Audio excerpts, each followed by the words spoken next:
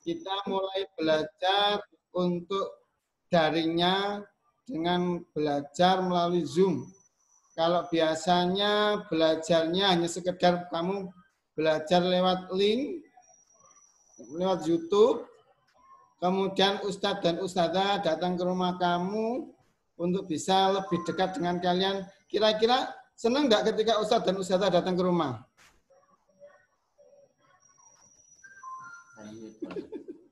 Ya, alhamdulillah kalau merasa senang. Karena Ustadz berharap dengan Ustadz dan Ustadzah kelas 6 bisa hadir ke rumah kalian, itu Ustadz lebih mengakrabkan diri dengan kalian. Bukan tujuan apa, hanya satu tujuannya. Biar Ustadz dan Ustadzah lebih dekat dengan kamu, kemudian Ustadz bisa lebih enak ketika berbicara dimanapun. Ya, kalau misalkan hanya lewat internet, ada perasaan yang kurang dekatnya, kurang kasih sayangnya, kurang perhatiannya. Kenapa? Kalau misalkan belajar lewat internet seperti ini, Ustadz hanya bisa melihat saja. Nggak bisa mengingatkan, oh ini kurang ini, misalkan ada jilbabnya kurang nutup sedikit, kopiahnya kurang pas makainya. Kalau misalkan datang kan tahu, oh ini dipas-pas, no ya. Tapi kalau di lewat YouTube, lewat Zoom seperti ini hanya bisa melihat saja, nggak bisa menyentuh. Tapi alhamdulillah, semoga selama ini kita bisa belajar dengan baik, walaupun mungkin kita belajarnya lewat Zoom atau mungkin lewat link. Harapan Ustadz dan doa kami para Ustadz dan Ustadzah kelas 6, semoga dengan Zoom ini pun ilmu kalian mendapatkan ilmu yang lebih banyak manfaatnya, ya, lebih barokah. Amin ya rabbal alamin. Oke, anak-anak, hari ini kita akan belajar tematik. Nah, materi tematik hari ini adalah tentang PPKN. PPKN seperti yang pada pertemuan pertama kemarin, pada materi tema 1 PPKN-nya belajar tentang bagaimana perilaku manusia itu dinilai berdasarkan Pancasila, ya. Nilai-nilai kemanusiaan itu sesuai dengan sila Pancasila. Hari ini kita akan belajar tentang PPKN lagi dengan materi bagaimana persatuan dan kesatuan di Indonesia. Ya, persatuannya bagaimana manfaatnya. Persatuan itu dimulai dengan kerjasama, bagaimana dengan manfaat kerjasamanya.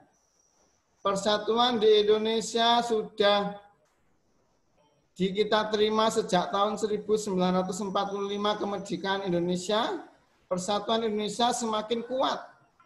Tapi bagaimana bagi seorang pelajar itu menghargai atau memanfaatkan kemerdekaan yang sudah diberikan oleh Allah kepada kita, terutama dari jasa para pahlawan kita. Ya. Kita sebagai anak muda, anak-anak yang masih sekolah, itu tidak akan dituntut untuk berjuang berperang. Ya. Berjuang kita bagaimana? Ya, nanti kita akan belajar lebih lanjut. Pertanyaan berikutnya, ketika kalian tidak paham dengan apa yang Ustadz sampaikan nanti, ayo kita diskusi bersama. Ya. Bukan berarti Ustadz ini paling pintar, tidak. Karena urusan belajar itu semua orang harus berlaku. Semua orang harus melakukan. Tidak sekedar mengatakan aku lebih pintar dari yang lain. Ustadz lebih pintar dari yang lainnya. Tidak seperti itu. Tapi Ustadz juga belajar, kalian juga belajar. Kita sama-sama belajar. Oke? Silakan dibuka bukunya kalau mungkin bawa buku. Kalau tidak ya nggak apa-apa, kita simak PPT berikut ini ya sambil Ustadz menjelaskan.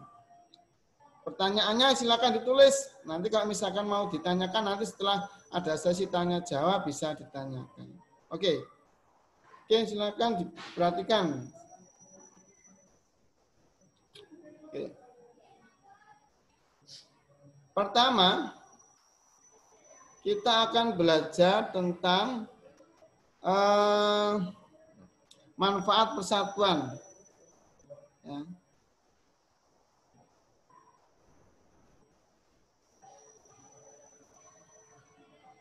Enggak.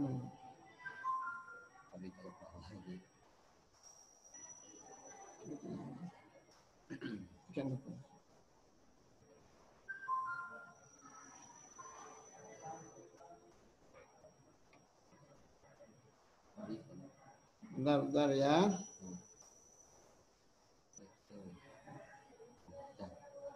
Oke. Hari ini kita akan belajar tentang satu, manfaat persatuan dalam perbedaan. Ya. Seperti kita ketahui bahwa Indonesia ini masyarakatnya sangat beragam, sangat berbeda-beda. Oleh karena itu, dengan adanya perbedaan itu, kita diharapkan untuk selalu memberikan pilihan yang terbaik dalam tingkah laku. Ya, apalagi dengan adanya perbedaan-perbedaan yang ada di Indonesia. Oleh karena itu, salah satu wujud kita dalam menghadapi perbedaan adalah adanya persatuan. Jadi kita belajar bagaimana manfaat persatuan dalam perbedaan kita. Selanjutnya, kita juga akan belajar persatuan itu wujud dari kerjasama. Awal dari persatuan karena adanya kerjasama. Kerjasama itu bisa memberikan manfaat pada penerapan nilai-nilai persatuan dan kesatuan. Yang ketiga, hari ini kita akan belajar tentang cara mempertahankan kemerdekaan dengan sebagai seorang pelajar. Oke. Yang pertama,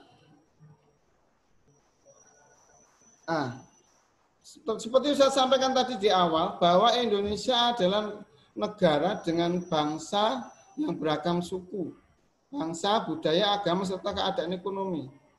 Ada sukunya mulai dari Merauke sampai dengan Aceh, ada 1000 lebih suku.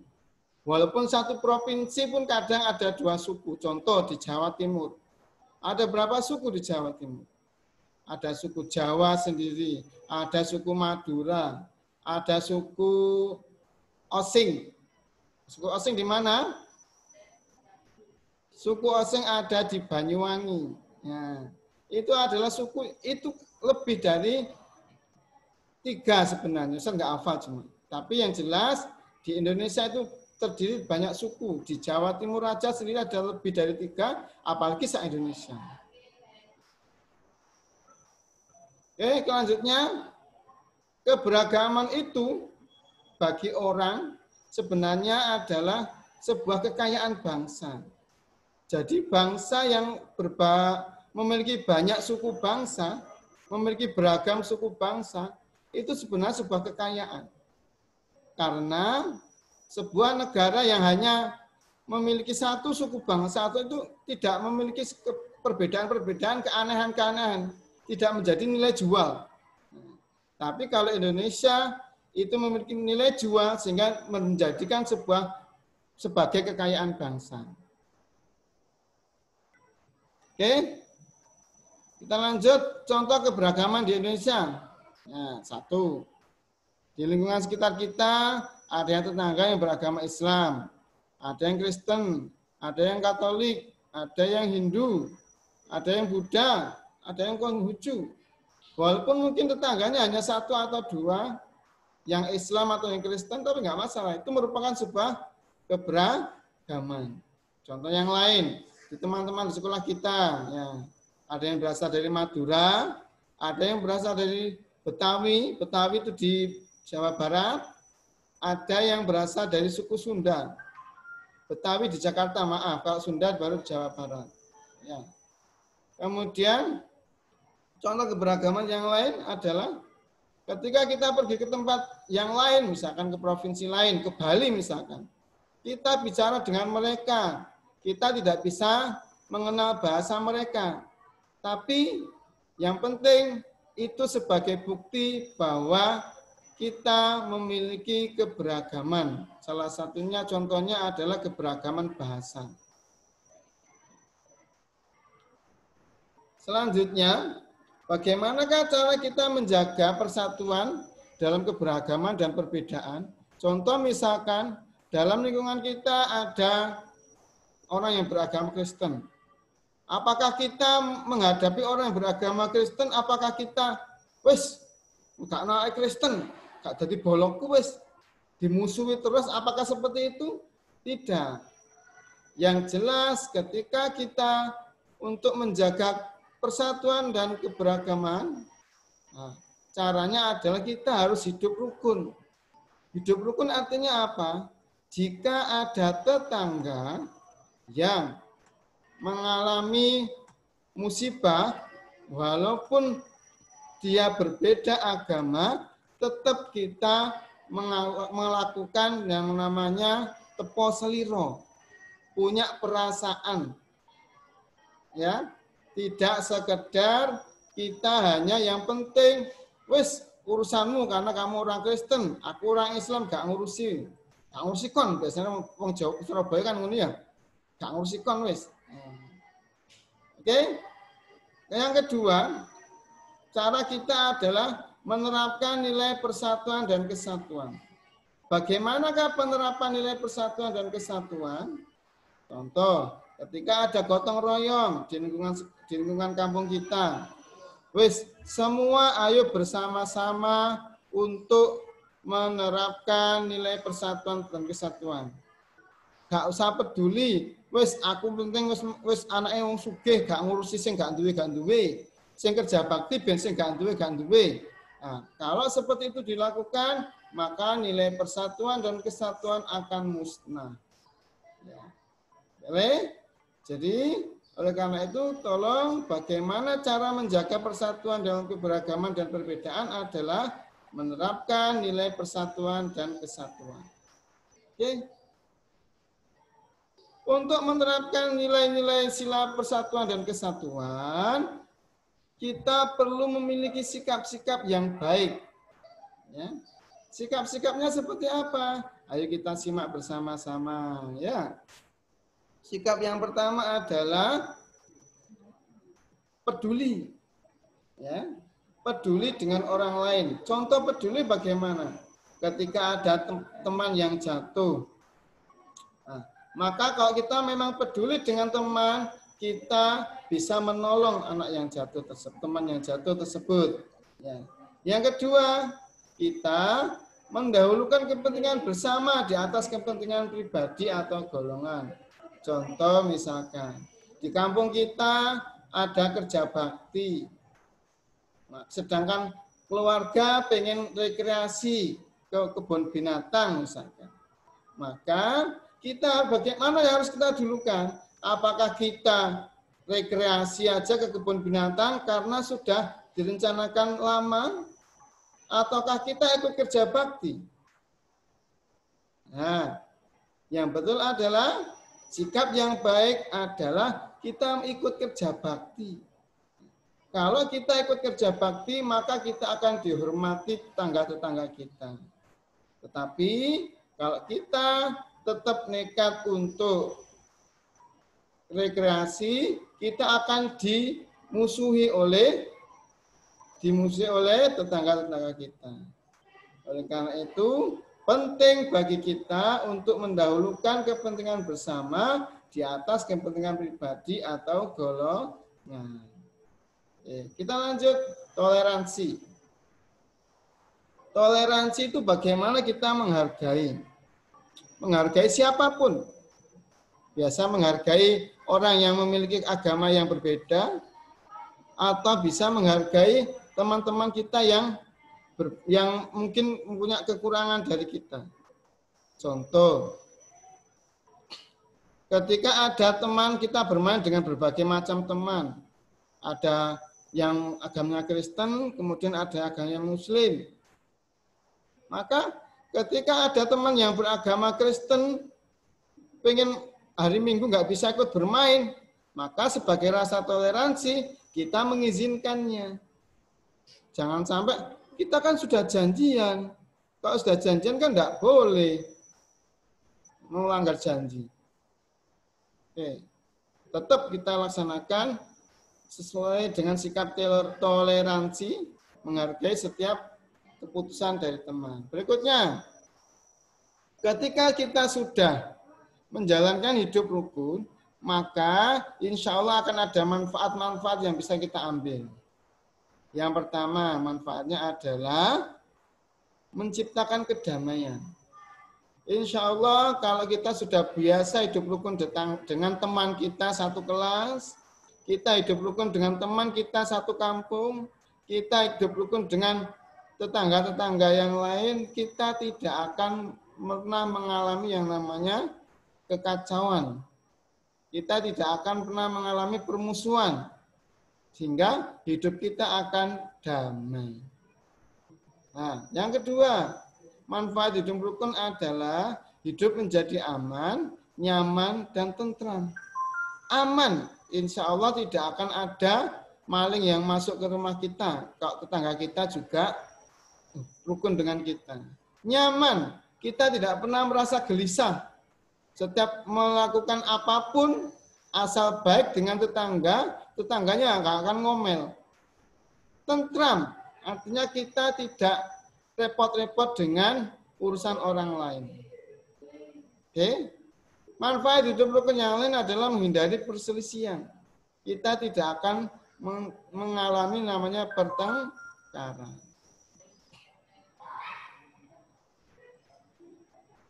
Oke? Berikutnya adalah dapat saling membantu ketika mengalami kesusahan. Ustaz sendiri alhamdulillah sudah pernah belajar untuk hidup rukun dengan teman atau tetangga. Ketika Ustaz mengalami kesusahan, ya alhamdulillah ada banyak yang membantu. Ketika kesusahannya di sekolah, ya alhamdulillah para ustadz dan ustadzah yang lain membantu untuk menyelesaikan masalahnya.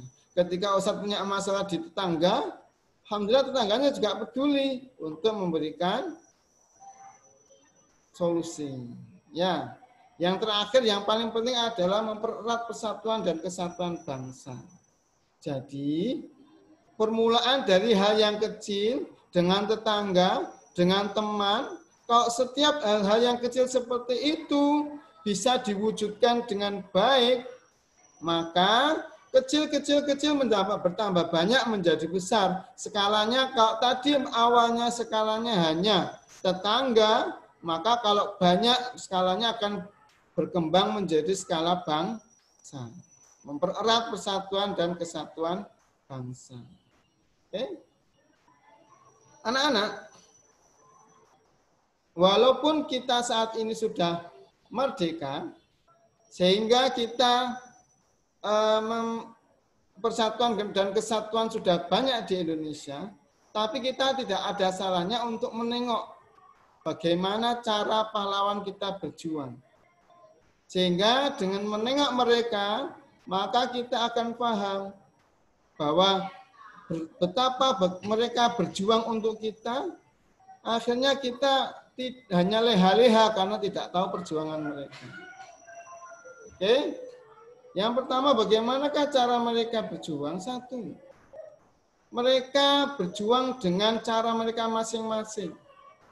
Artinya apa? Mereka berjuang bukan berarti mereka sendiri tidak, tapi mereka dengan cara masing-masing tapi tetap bersama-sama. Maksudnya apa?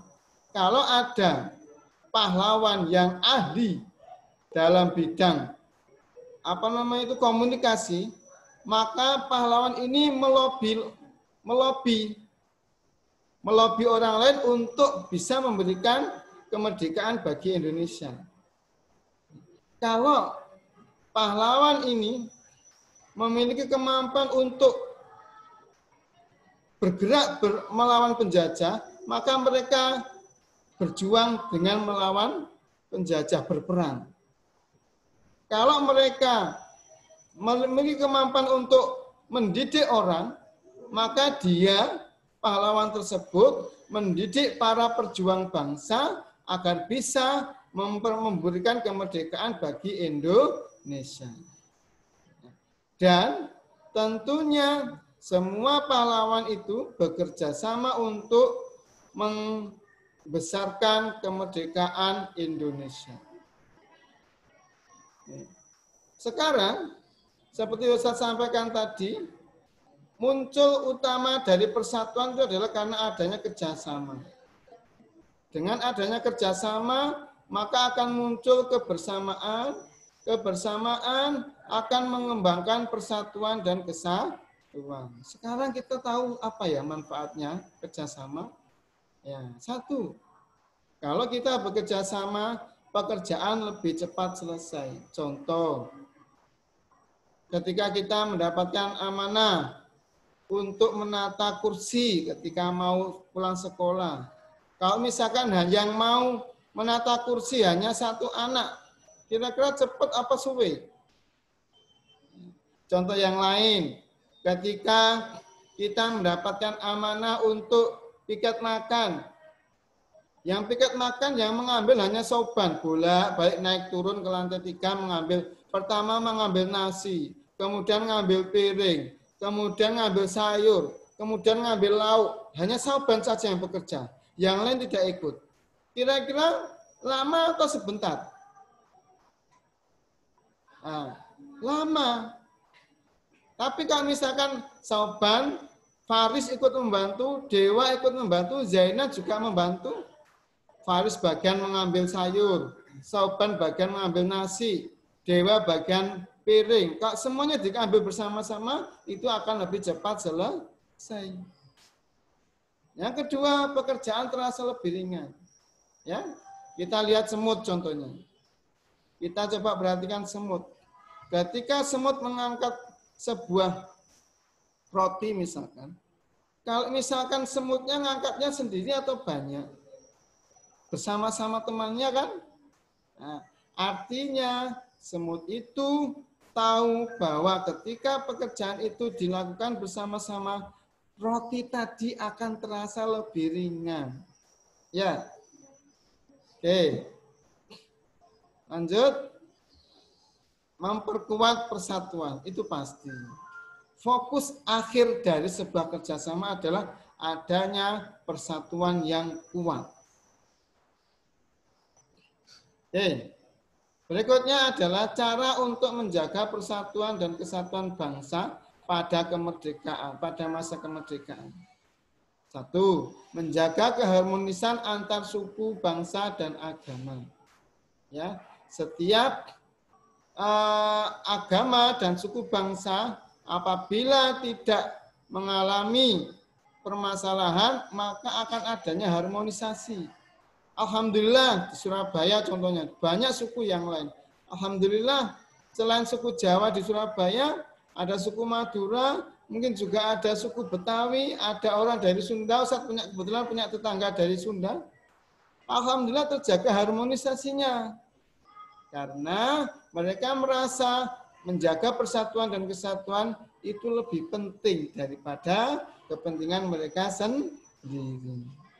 Oke, kita lanjut. Berikutnya adalah meningkatkan semangat kekeluargaan dan gotong royong. Ini juga sama.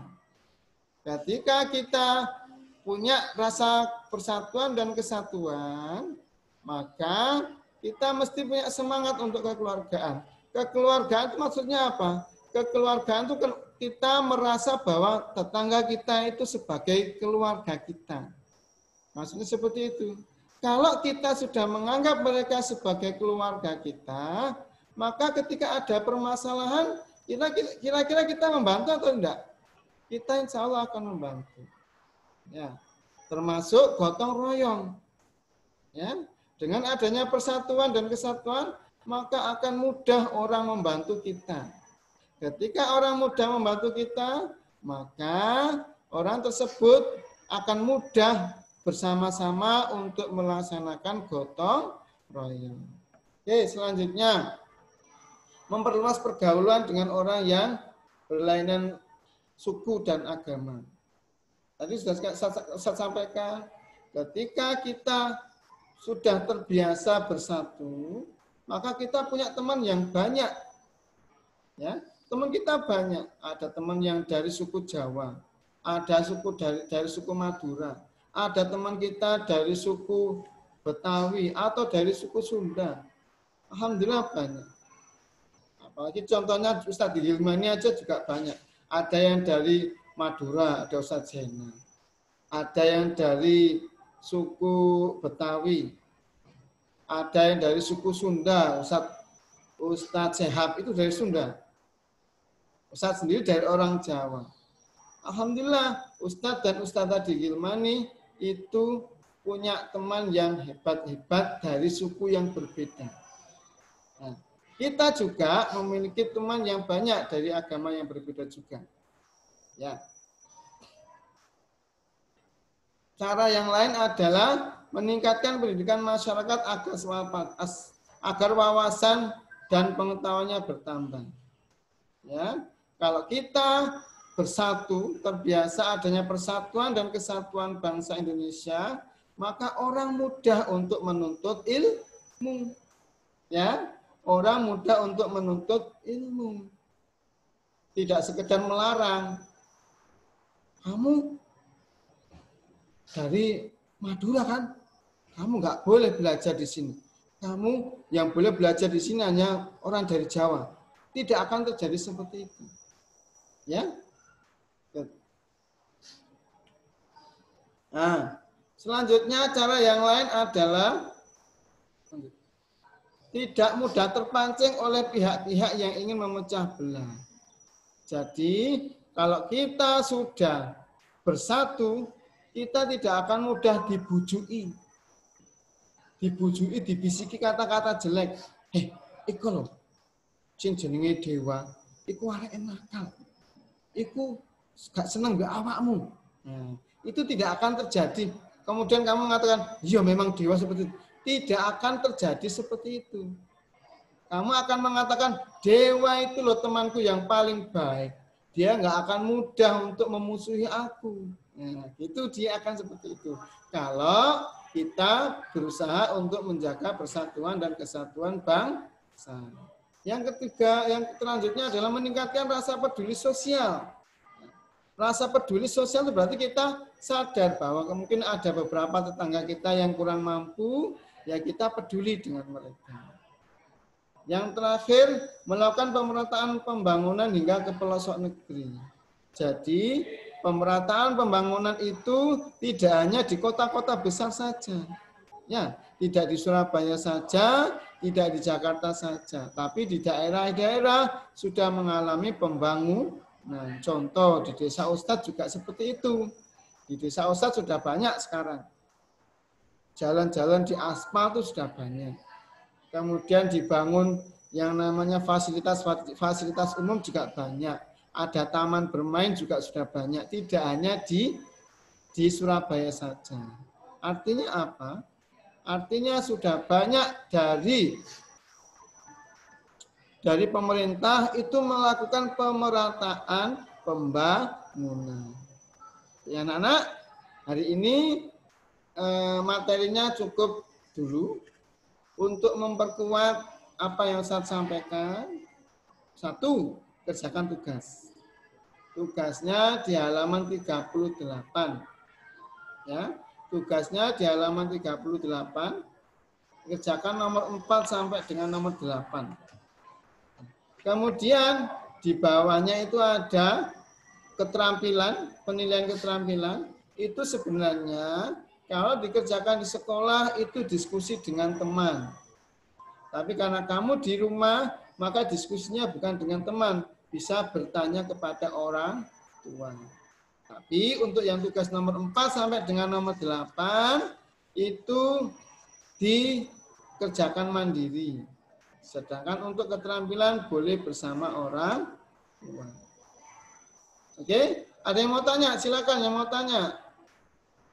Yang kurang paham, angkat tangannya seperti ini. Halo Ustaz. Sambil menyapa. Ya, silakan. Sudah. Rama mana Rama? Nah, ya silakan Rama. Ustaz, ini tugasnya dari apa itu? Bahan ajar apa tema? Tugasnya bahan ajar. Halaman 4 sampai 8. Halaman 38. Tok. Ya, halaman 38, nomor 4 sampai nomor 8. Oh ya, terima kasih, Ya. Ustaz. Ya. Ada lagi yang lain? Kapan liburnya? Kapan liburnya? Insya Allah Jumat libur. Kemudian hari klasik juga libur. Jadi liburnya adalah Jumat, Sabtu, Ahad, Senin. Ya. Ada lagi? Jumat besok, Ustaz. Siapa yang tanya ini? Kurang keras suaranya. Jainan, silakan tanya Jainan.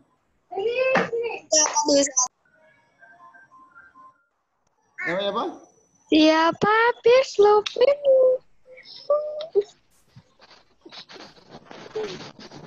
Allah, siapa ini? Jainan? Gak jadi tanya. Ada yang lagi yang tanya mungkin? Sudah ya? Kalau sudah paham, insya Allah muka-muka paham. Ya, yang harapan Ustadz cuma satu.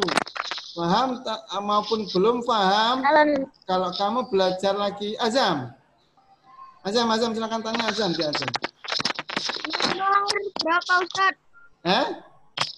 Halaman berapa, nomor berapa, Ustaz? Oh ya. Halaman 38. Nomor 4 sampai nomor 8. Oke. Kemudian di bawahnya penilaian keterampilan juga dikerjakan. Oke? Ustaz, dikumpulin di mana? Dikumpulin di Google Classroom. Kelasnya masing-masing ya. Di Google Classroom ya, Ustaz? Sudah? Ustaz, Ya. Siapa ini? Aljena, silakan. Ustaz, nanti tugasnya dibagi di Google Classroom, Ustaz. Ya. Google Classroom. Sudah? Ya, Ustaz. Ya. Cukup? Nah, anak-anak. Kalau sudah cukup, Ustaz akhiri ya. Jangan lupa, setelah ini ada pelajaran bahasa Jawa. Yang mengajar bahasa Jawa adalah spesial usaha dari Jawa Murni, dari Jogja. Ya. Nah, silakan nanti bisa dibelajar dengan baik. Tugasnya nggak banyak-banyak. Ini Rama tanya atau gimana? Oh, cuma memberikan jempol. Ustaz juga bisa memberikan jempol. Alhamdulillah. Oke. Jazakumullah ya. Nah, kita tutup dengan doa kafaratul majlis. Subhanakallahumma bihamdika asyhadu an la ilaha illa anta astaghfiruka wa atubu ilaik. Assalamualaikum warahmatullahi wabarakatuh.